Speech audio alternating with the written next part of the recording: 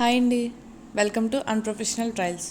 కాజు paneer masala curry చిన్నపిల్లల నుండి పెద్దవాళ్ళ వరకు ఎంతో ఇష్టంగా తినే ప్రోటీన్ ఫుడ్ పన్నీర్. ఇది రైస్ అండ్ చపాతీలోకి పర్ఫెక్ట్ కాంబినేషన్.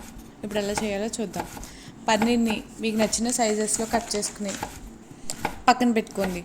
మసాలా కూడా ప్రిపేర్ చేసి పెట్టుకుందాం. ఒక మిక్సర్లో 1 స్పూన్ ధనియాలు, 1 స్పూన్ జీలకర్ర, 1 స్పూన్ గసగసాలు, కొంచెం జీడిపప్పు, జాజి పువ్వు, జాపత్రి, వెల్లుల్లి రేఖలు, కొంచెం దోసపప్పు వేసి బాగా బ్లెండ్ చేయండి. ఇప్పుడు స్టవ్ ఆన్ చేసి ఒక కడాయి పెట్టుకుని అందులో కొంచెం ఆయిల్ వేసుకుని బాగా హీట్ అయ్యాక కట్ చేసుకున్న పన్నీర్ పీసెస్ని వేసి గోల్డెన్ బ్రౌన్ వచ్చే వరకు ఫ్రై చేసుకోండి.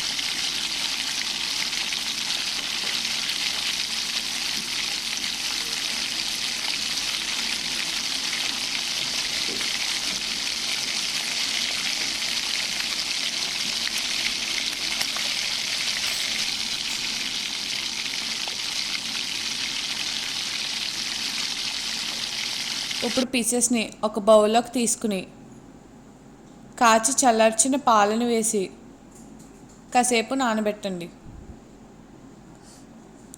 ఇప్పుడు అదే కడాయిలో కొంచెం ఆయిల్ వేసి కొంచెం జీడిపప్పు వేసి కొంచెం సేపు ఫ్రై చేసి గోల్డెన్ బ్రౌన్ వచ్చాక తీసి పక్కన పెట్టుకోండి.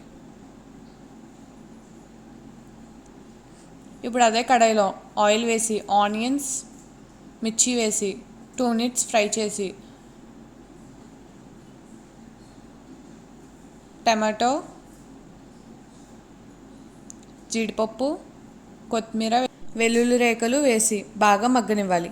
తర్వాత చిటికెడు పసుపు వేసి మిక్స్ చేయాలి.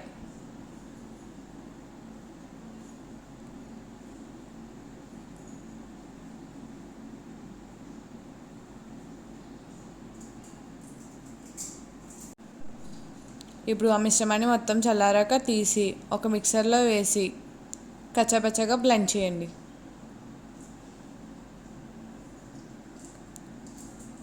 ఇప్పుడు అదే కడాయిలో ఆయిల్ వేసి బిర్యానీ ఆకు,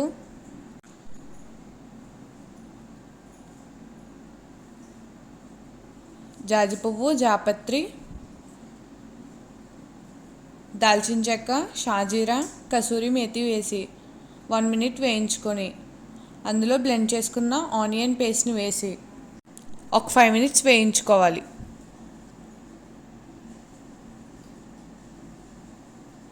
వేయించుకున్న తర్వాత 1 స్పూన్ అల్లం వెల్లుల్లి పేస్ట్, అలానే సరిపడా సాల్ట్ వేసి బాగా మిక్స్ చేసుకోవాలి.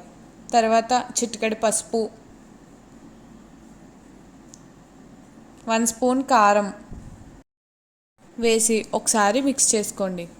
ఇప్పుడు మనం ప్రిపేర్ చేసి పెట్టుకున్న తడి మసాలా వేసి మిక్స్ చేసుకుని 1 గ్లాస్ వాటర్ వేసి అందులో మనం వేయించి పాలల్లో నానబెట్టిన పన్నీర్ని వేసి బాగా మిక్స్ చేసి మూత పెట్టుకోవాలి.